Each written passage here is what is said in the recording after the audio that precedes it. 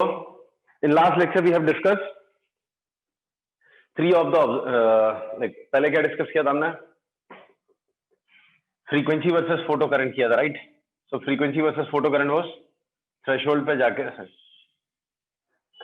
जाके current start होता, right? For some intensity, then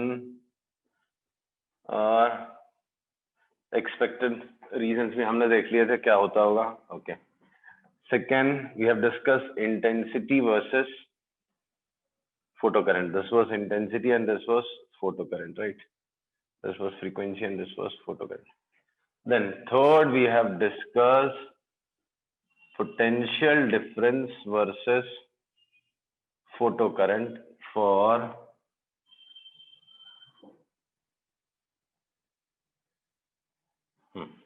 potential difference versus photocurrent for same frequency but different intensity, right? Frequency slightly greater, frequency greater than threshold frequency. एक ही frequency रखी थी, ये same आ रहा था, अलग अलग intensity पे saturation current अलग आ रहा था, zero potential difference पे भी कुछ current है, एक minimum stopping potential है, minimum potential difference है जो अप्लाई करने से करंट कंप्लीटली स्टॉप हो जाता है, right? So that is stopping potential Vs. Okay, this is what we have seen in previous class. Now next observation, again potential difference versus photo current. This time same intensity, different frequencies, obviously greater than threshold. ये कहानी क्या? Potential difference versus photo current. Intensity same रखूंगा radiations की, frequency अलग अलग करूंगा. So potential difference versus photocurrent, same intensity, different frequencies, अलग अलग frequency पे सारी frequencies आप greater रखेंगे किससे? threshold से, right? So let's check how the two quantities vary. So एक ग्राफ बना देते हैं हम लोग जो हमने पहले बना रखा है 10 का, यही तो है, सेम ग्राफ है. Here I have taken potential difference, then this is photocurrent, right? So एक ग्राफ तो ऐसे ही, this is at some frequency f1, at some frequency f1. Explanation for this we know very well. Yes sir. इसका पहले से हमको explanation पता है, ठीक है. अब frequency बढ़ा देते हैं. Let us take radiation of frequency f2 greater than this. तो ग्राफ कुछ ऐसा दिखाई देगा. ये है stopping potential at some frequency f1, this is Vs2 at some frequency f2. So if f2 is greater than f1, then stopping potential at this frequency is greater than stopping potential, or saturation current remains same. Saturation current अगर और बड़ी frequency लिया आपने, stopping potential और कम हो जाता है. So if F3 is greater than F2 is greater than, so stopping potential at 3 is greater than stopping potential at 2 is greater than stopping potential at 1. ऐसी कहानी हो रही है. ऐसा लग रहा है जैसे ये स्टॉपिंग पोटेंशियल का किससे लेना देना था, याद है आपको? किससे? काइनेटिक एनर्जी और फोटो इलेक्ट्रॉन, राइट? तो kinetic energy of photo electrons, ये स्टॉपिंग पोटेंशियल बढ़ गया, मतलब kinetic energy of photo electrons बढ़ गया. तो ऐसा लगता है जैसे फ्रीक्वेंसी का लेना देना किससे है? Kinetic energy of photo electrons से, राइट? तो it seems as maximum kinetic energy of emitted electrons is related to frequency of radiation. Right, ऐसा लग रहा है जैसे मैक्सिमम काइनेटिक एनर्जी का लेना देना किससे है? Frequency of radiation. ठीक है. एंड एक बार समझाओगे क्या? सॉरी, एक बार समझाओगे वापस से? तो ये ऑब्जर्वेशन है. ठीक, ऐसा हुआ, क्या हुआ? जब भी मैंने फ्रीक्वेंसी ऑफ रेडिएशन चेंज किया, फ्रीक्वेंसी बढ़ा दिया. ठीक है, let us assume threshold frequency था 4 × 10⁻14 हर्ट्ज. एक एग्जांपल बोल रहा हूँ, ये थ्रेशोल्ड है. पहले मैंने कितने फ्रीक्वेंसी का रेडिएशन लिया था? 5 × 10⁻14 हर्ट्ज. ठीक, लाइट डाली, रेडिएशन डाले, एमिशन स्टार्ट हुआ. ठीक, स्टॉपिंग पोटेंशियल डिफरेंस बढ़ाया मैंने, करंट बढ़ता गया, सैचुरेट हो गया, लोअर किया, वोल्टेज रिवर्स किया, ये पोटेंशियल पे जाके कंप्लीटली स्टॉप हो गया. इन प्रीवियस डिस्कशन और previous lecture we have discussed कि स्टॉपिंग पोटेंशियल का लेना देना kinetic energy of emitted electrons है. में पहले कुछ इलेक्ट्रॉन्स कम वोल्टेज पे रुक जाते हैं, फिर और हाई वोल्टेज देना पड़ता है रोकने के लिए. Then again we have to decrease the potential difference further to completely stop the electrons. तो एक पूरे इलेक्ट्रॉन्स को कंप्लीटली स्टॉप करने के लिए मिनिमम इतना वोल्टेज देना पड़ता है. This voltage is known as stopping potential. Right, तो इससे हमने दो कंक्लूजन निकाले थे. All the emitted electrons do not have same kinetic energy and even the electron with maximum kinetic energy is stopped when we apply stopping potential. हाँ समझा? हाँ समझा. तो ये हमने देखा. अब यहाँ पे मैंने क्या नोटिस किया कि फ्रीक्वेंसी बढ़ा दिया तो स्टॉपिंग पोटेंशियल बढ़ गया. अभी मैंने इसकी जगह 6 × 10⁻14 हर्ट्ज लगाया. तो पहले लेट अस अज्यूम 30 वोल्ट पे सारे इलेक्ट्रॉन बंद हो जाते हैं. अब कोई इलेक्ट्रॉन नहीं पहुंच रहा कलेक्टर प्लेट पे. अब 40 वोल्ट लग रहा है. जस्ट एक डेमोन्स्ट्रेशन के लिए नंबर लिखा है. डजंट मीन कि यहाँ पे 1 बढ़ाऊंगा तो उधर 10 घटेगा. राइट, जस्ट डेमोन्स्ट्रेशन के लिए एक नंबर लिखा. So when I have increased the frequency of radiations, I found stopping potential, negative stopping potential has also increased. मतलब अब maximum kinetic energy of electrons is more. तो अब उनको रोकने के लिए और हाई वोल्टेज देना पड़ेगा मुझे. Now to stop them we need to provide higher voltage. Obviously negative वाला. नहीं समझा? समझा sir. So kinetic energy of electrons increases with increase in frequency. ये कंक्लूजन मेरे को निकलता हुआ दिखाई दे रहा है. अच्छा, एक चीज ये नोटिस करने वाले, इसकी सैचुरेशन करंट तो नहीं चेंज हुआ.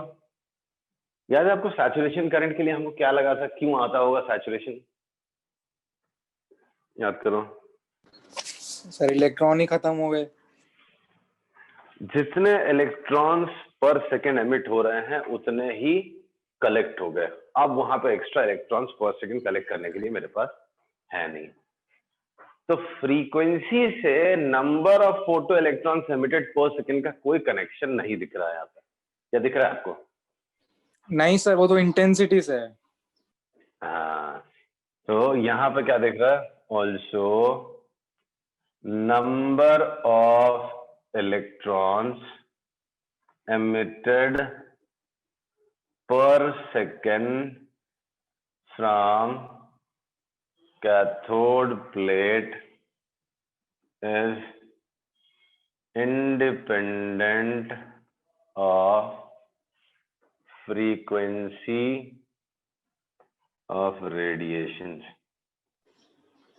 सर फ्रीक्वेंसी कैसे बढ़ रहा है? शायद काइनेटिक एनर्जी बढ़ रही है इलेक्ट्रॉन्स की.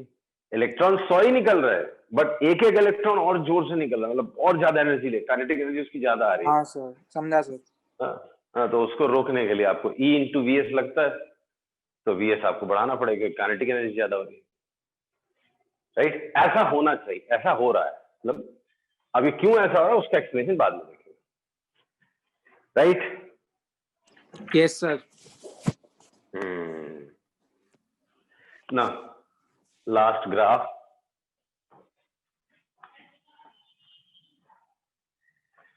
फिफ्थ है ना, ऐसा कुछ है ना,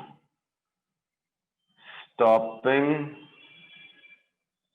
potential versus frequency, stopping potential versus frequency. So ये frequency of radiation है, ये stopping potential. When frequency of radiation is very small, when frequency of radiation is very small, stopping potential का कोई क्वेश्चन नहीं था। क्यों क्वेश्चन नहीं था? अरे जब फ्रीक्वेंसी कम है तो एमिशन ही नहीं होगा, एमिशन नहीं होगा तो किसको रोकना, सब ऐसे ही रुके हुए। जैसे जैसे ग्रेजुअली बढ़ाते गए, ये आई थ्रेशोल्ड फ्रीक्वेंसी, थ्रेशोल्ड फ्रीक्वेंसी वाला जब दिया तो भी स्टॉपिंग पोटेंशियल जीरो था। Now if I increase stopping potential, it increases linearly. So stopping potential versus frequency है, सो फ्रीक्वेंसी है और ये स्टॉपिंग पोटेंशियल है। जब भी फ्रीक्वेंसी ऑफ रेडिएशन बहुत कम थे, एमिशन ही नहीं था, जब एमिशन ही नहीं था तो काय का स्टॉपिंग पोटेंशियल, सब जीरो चल रहा था। जहां थ्रेशोल्ड फ्रीक्वेंसी आई उसके बाद stopping potential increases linearly with increase in stopping potential, frequency. Sir threshold frequency में स्टॉपिंग पोटेंशियल जीरो होता है? हाँ, इलेक्ट्रॉन जस्ट निकला ही है, तो जब जस्ट निकला ही है तो खींचू कैसे, मतलब खींचने के लिए वोल्टेज तो लगेगा ना। हाँ समझा। हाँ, तो जस्ट निकला ही है। हाँ, और उससे ज्यादा फ्रीक्वेंसी जाओगे तो शायद उसका कुछ काइनेटिक एनर्जी से कनेक्शन होना चाहिए, तो ज्यादा काइनेटिक एनर्जी से निकलता है तो फिर उसको रोकने के लिए स्टॉपिंग पोटेंशियल चाहिए। समझा सर। समझा। तो क्या ऑब्जर्वेशन थे? पहला ऑब्जर्वेशन यही था,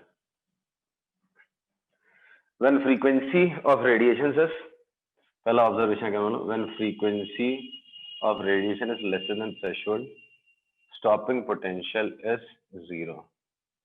Stopping potential is zero for nu greater than nu zero. Stopping potential increases linearly with frequency.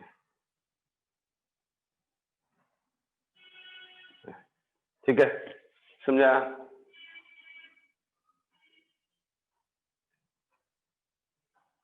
Hello. हाँ जी सर, समझा। ना अगर आपने दूसरा मेटल लिया, ये एक मेटल लिया, मेटल ए, ना रिप्लेस इट बाय कैथोड में आप दूसरा मेटल यूज करो, मेटल बी, बड़ा इंटरेस्टिंग सब ग्राफ पैटर्न मिलेगा आपको। This is for metal A, this is for metal B. मतलब क्या, दूसरा मेटल लिया आपने तो थ्रेशोल्ड फ्रीक्वेंसी बदल गई, जो फ्रीक्वेंसी पे पिछले बार एमिशन स्टार्ट हुआ था उस पे नहीं हो रहा। स्टॉपिंग पोटेंशियल इस पे, ये तो ऑब्वियस है। हाँ ऑब्वियस है बेटा, वही तो ऑब्जर्वेशन है ना। क्योंकि वर्क फंक्शन अलग होगा, अलग एनर्जी लगेगी, बहुत सारी चीजें। तो for different metals it is different, right. Stopping potential is, sorry, threshold frequency is different. Threshold frequency is different for different metals. Graph of stopping potential versus frequency is linear for nu greater than nu zero. Also, graph for E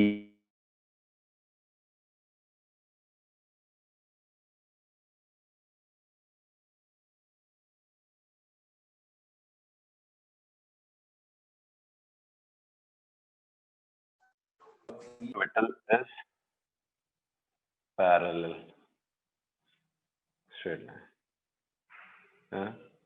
Graph of each metal is parallel straight line.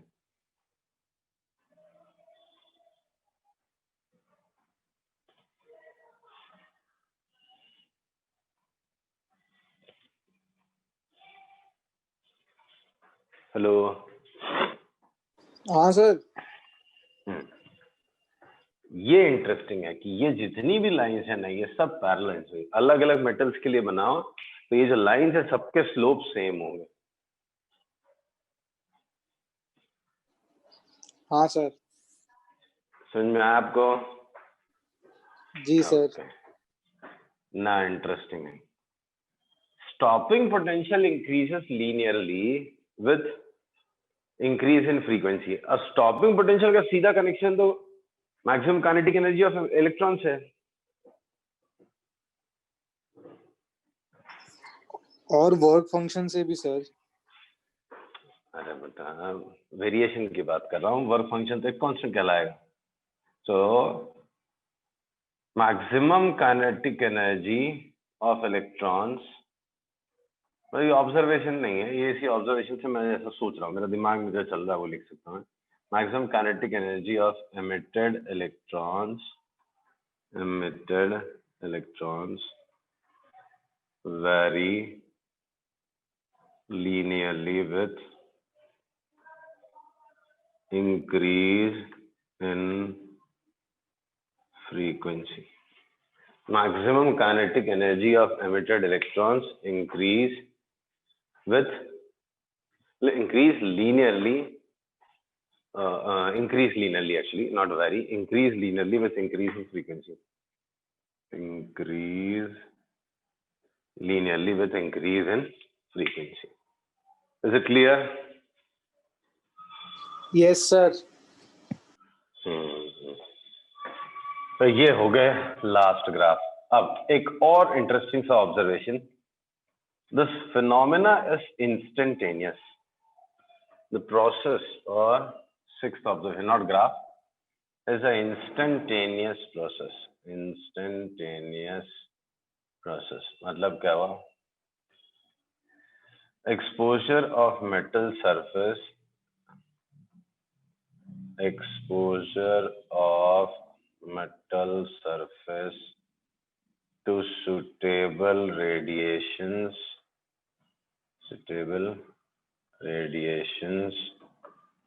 and emission of photoelectron takes place simultaneously. Exposure of metal surface to suitable radiations and emission of photoelectron takes place simultaneously. That is, there is no time lag in the emission of electrons.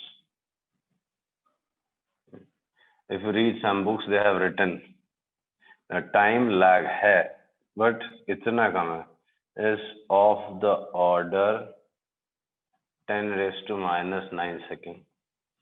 That is, the phenomena of emission, photoelectric emission, is almost instantaneous. Instantaneous ही हो गया ना, 10⁻⁹ seconds तो कुछ भी नहीं होता। इससे ज्यादा तो इलेक्ट्रॉन का ट्रांजिशन टाइम होता है एक ऑर्बिट में, राइट? हाँ। Yes sir. तो ये है कहानी आपके किसकी? फोटो इलेक्ट्रिक एमिशन की। समझा? Yes sir. तो अब हमको क्या समझना है कि ये सब क्यों हो रहा है, राइट? ये ऑब्जर्वेशन, अब इन ऑब्जर्वेशन का हमने क्या समझना है? एक्सप्लेनेशन, बराबर? ठीक है ट्राई सर। टू सी। हाँ, तो अब क्या देखना हमने? इसका एक्सप्लेनेशन देखना है। तब कर दूं, आपको सारे ऑब्जर्वेशंस क्लियर है, समझ में आ गए? Yes sir. तो पहले हम लोग जो अपनी क्लासिकल इलेक्ट्रोमैग्नेटिक वेव थ्योरी है, जो लिखा वेव थ्योरी में हमने पढ़ा, उससे इसको जस्टिफाई किया, ऑब्जर्वेशंस का एक्सप्लेनेशन या देखना शुरू करेंगे या सोचेंगे। नहीं आया तो फिर कुछ दूसरी थ्योरी की जरूरत पड़ी तो फिर दूसरी थ्योरी देखेंगे, ठीक है। तो चलो पहले हम समझने की कोशिश करते हैं फोटो इलेक्ट्रिक एमिशन एंड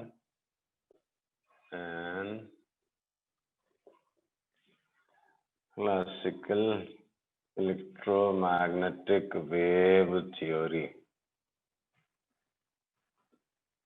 ठीक, तो ये समझने की कोशिश करते हैं कि photo electric emission electromagnetic wave theory के हेल्प से एक्सप्लेन कर सकते हैं। मतलब इलेक्ट्रोमैग्नेटिक वेव थ्योरी के हिसाब से आप फोटो इलेक्ट्रिक एमिशन के जो ऑब्जर्वेशंस देखे आपने, वो एक्सप्लेन कर सकते हैं क्या, समझने की कोशिश करते हैं। ठीक है, समझा? Yes sir. तो इलेक्ट्रोमैग्नेटिक वेव्स क्या थी, लेट्स रिकॉल। क्या था इलेक्ट्रोमैग्नेटिक वेव, फटाफट देखते हैं। इलेक्ट्रोमैग्नेटिक वेव्स सर क्या क्या पता आपको, याद है कुछ? पहले तो इलेक्ट्रोमैग्नेटिक वेव होता क्या था? Electromagnetic wave self sustain electric and magnetic oscillating electric and magnetic field. Electromagnetic waves क्या थी? सेल्फ सस्टेन्ड, याद है ना? Self sustained oscillating electric and magnetic field, याद है?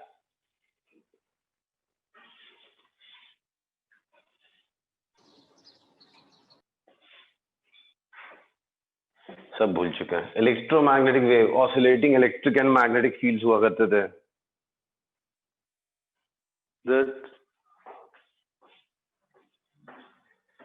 एनर्जी डिस्ट्रीब्यूशन प्रोसेस कैसा था? एनर्जी डिस्ट्रीब्यूशन कंटिन्यूअस था या डिस्क्रीट था?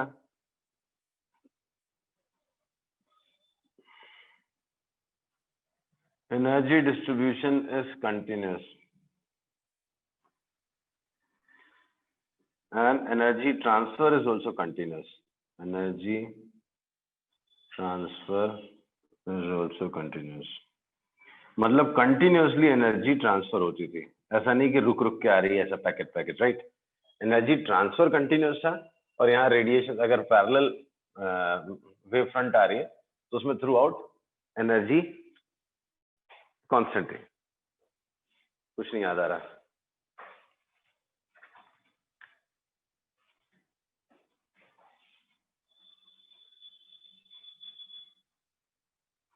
Hello?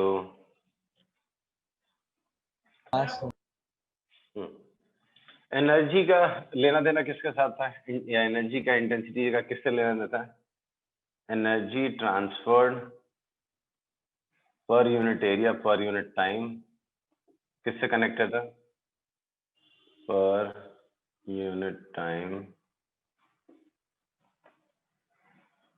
Depends on intensity which in turn depends on what? Which in turn depends on what? बोलो। Number of electrons. Number of electrons. बेटा number of electron से intensity का कोई लेन देन नहीं था। इलेक्ट्रोमैग्नेटिक वेव थ्योरी के हिसाब से, वेव के हिसाब से एनर्जी ट्रांसफर किसके ऊपर डिपेंड करता है?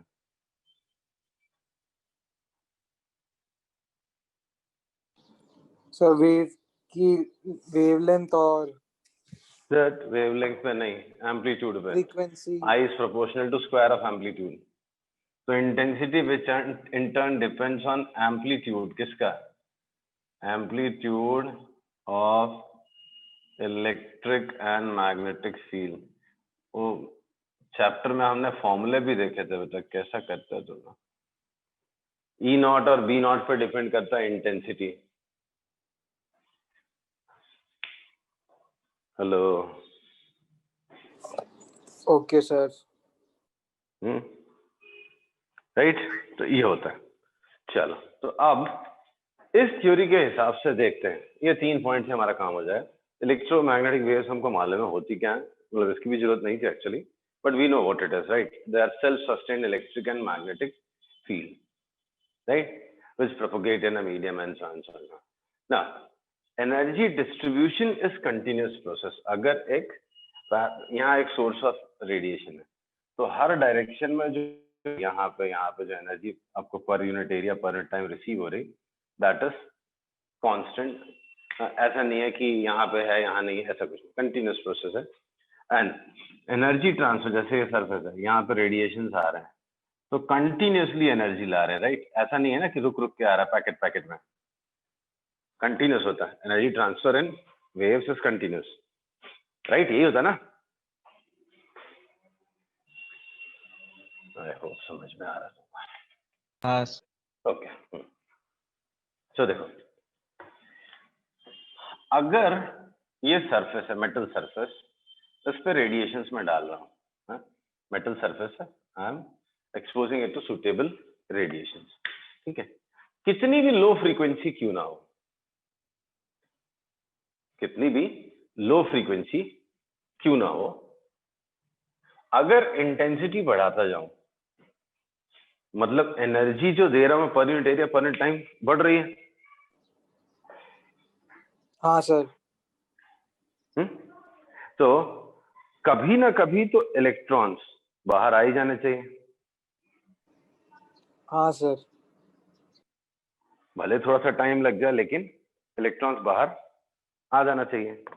तो थ्रेशोल्ड फ्रीक्वेंसी का तो कोई चक्कर ही नहीं होना चाहिए ना.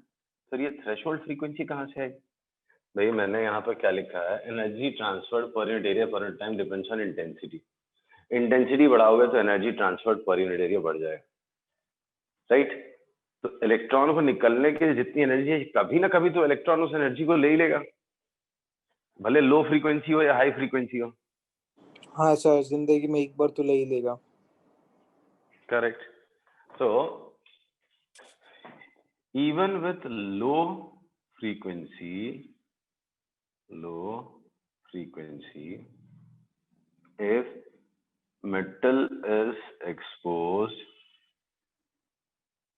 to radiations या electromagnetic waves for sufficiently long time,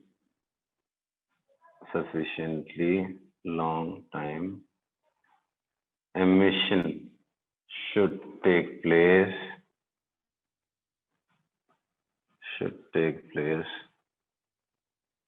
at any frequency, her frequency पे होना चाहिए.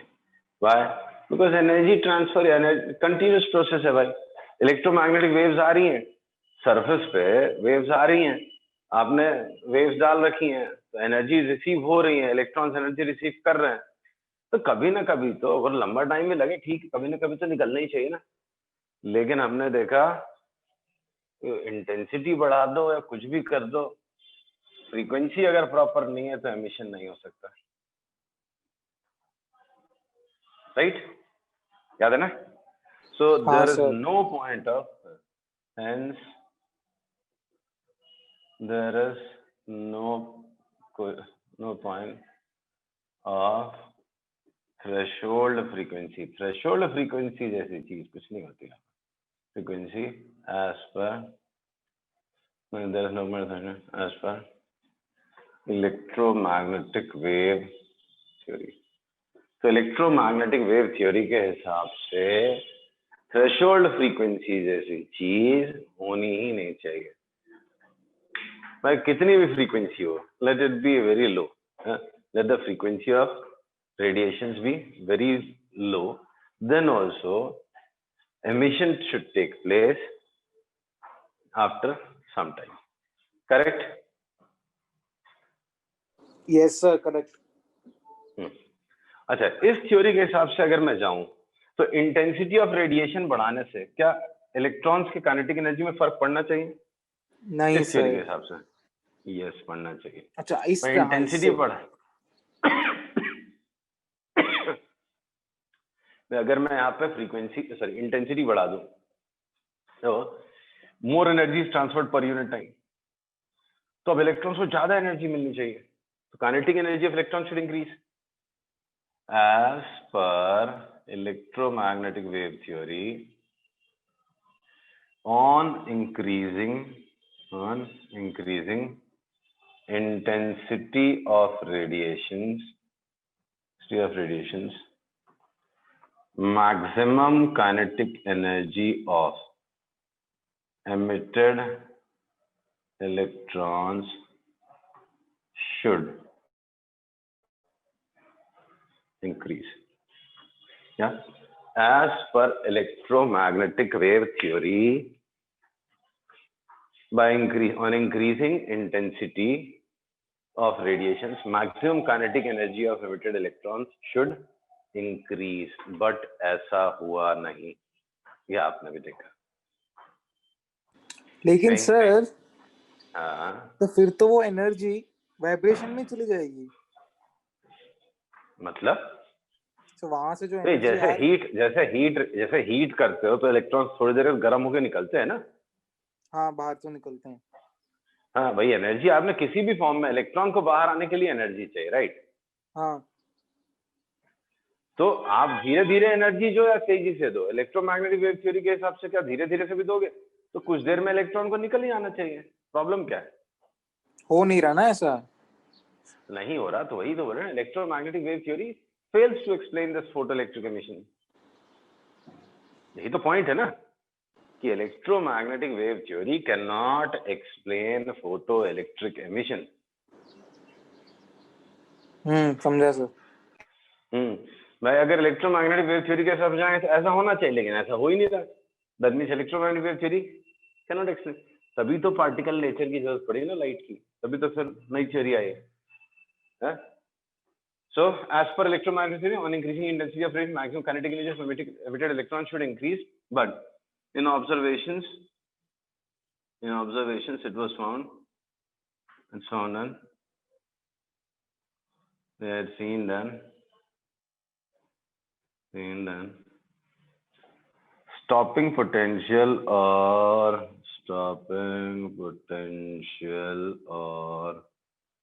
maximum kinetic energy has nothing to do, has no relation with intensity, has no relation with intensity. Clear? Yes समझा ना? Sir. हाँ sir. ये दो बात हो गए। तीसरी एक और बड़ा अच्छा इंटरेस्टिंग पॉइंट है, समझाने के लिए मेरे कैलकुलेशन में मेरा डेटा नहीं है, फिर भी मैं आपको समझाता हूँ। एक सेकेंड ना।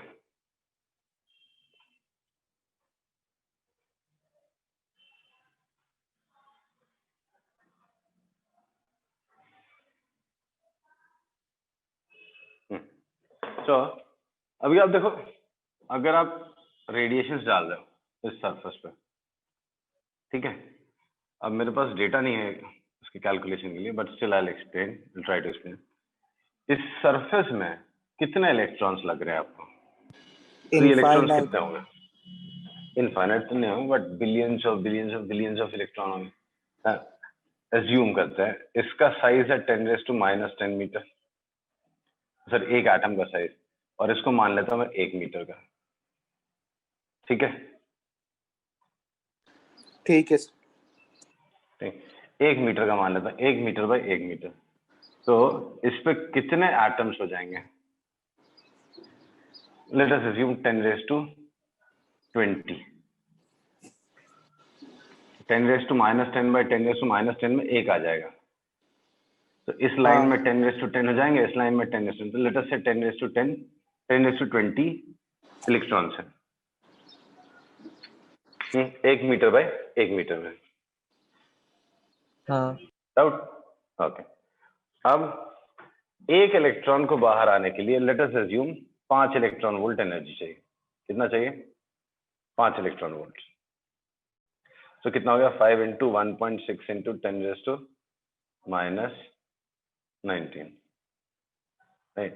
तो 8 × 10⁻⁻19 चाहिए। तो इतने इलेक्ट्रॉन्स को कितनी चाहिए? × 10⁻20। तो 80 जूल्स का एनर्जी चाहिए, ठीक है सर। राइट। चल अब एक्चुअली बहुत मतलब डेटा मेरे पास करेक्ट नहीं है, तो बहुत गलत वैल्यूज लिख रहा हूँ मैं। एक्चुअली जो मैं कैलकुलेशंस दिखाऊंगा फिर उसके बाद ऐड करता हूँ। सो 80 जूल्स चाहिए। तो अगर इसके सरफेस में सिर्फ इतने ही इलेक्ट्रॉन्स हैं, लेट अस अज्यूम, तो भी इसके इलेक्ट्रॉन्स को जब 80 जूल्स एनर्जी मिलेगी तब ये इलेक्ट्रॉन्स बाहर आएंगे। ठीक है, आप देखो, लेट अस अज्यूम कि आपने 10 जूल्स पर सेकेंड पर मीटर स्क्वायर एनर्जी डिस्ट्रीब्यूट की। एक सोर्स है जहां से लाइट एनर्जी आ रही, लाइट आ रही, कितनी आ रही? 10 वॉट का बल्ब है, या 10 जूल्स पर सेकेंड पर यूनिट एरिया आ रही है एनर्जी। ठीक है, तो इतने सारे इलेक्ट्रॉन्स को इतनी एनर्जी, जो भी इलेक्ट्रॉन्स हैं इन सबको इतनी एनर्जी कलेक्ट करने के लिए कितना टाइम लग जाएगा? 8 सेकेंड लग जाएंगे। 8 सेकंड नहीं, 8 सेकेंड लग जाएंगे। जबकि हमने नोटिस किया है photo electric emission is instantaneous process. 10⁻⁹ second में एमिशन स्टार्ट हो जाता है। धोखा। तो मतलब यहाँ पे once again electromagnetic wave theory does not supports photoelectric emission। अब मैं जो बार बार बोल रहा था आपको, डेटा मेरे पास करेक्ट नहीं है, तो मैं जो डेटा लिया है ये तो ऐसे लिखा हुआ, इट टेक्स आवर्स। अगर आप इसके इलेक्ट्रोमैग्नेटिक वेव थ्योरी के कैलकुलेशन से जाओगे तो क्या होगा मालूम है? all the electrons of the surface, electrons of the metal surface absorb energy from incident radiations at uniform rate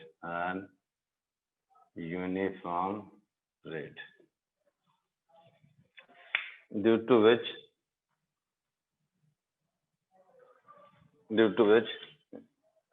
our calculations show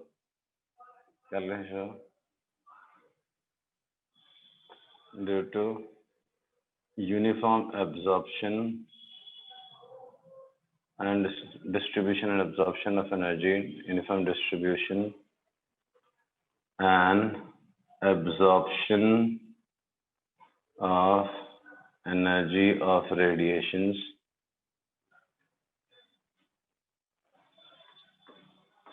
it should take hours before photoelectric emission starts। मतलब आपने radiation डाल दिए, अभी घंटों लगने चाहिए before photoelectric emission starts।